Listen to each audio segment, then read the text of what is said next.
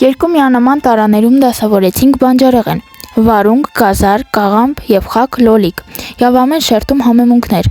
որպեսզի կարողանայինք այն թթվեցնել, նախապես աղաջուր պատրաստեցինք և լցրեցինք նրանց վրա, մեկը թողեցինք սենյակային ջերմաստիճանում, իսկ մյուսը նկուղում,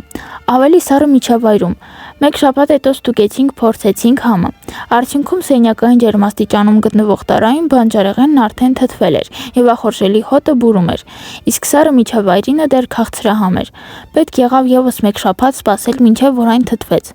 այսպիսով ևս մեկ անգամ փորձի արդյունքներից եկանք այն եզրակացության, որ որքան բարձր է ջերմաստիճանը, այնքան բարձր է դիֆուզիայի արագությունը,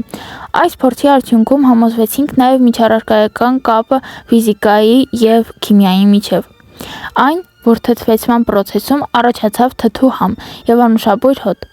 արդեն հուշում եք քիմիական փոխազդեցության մասին։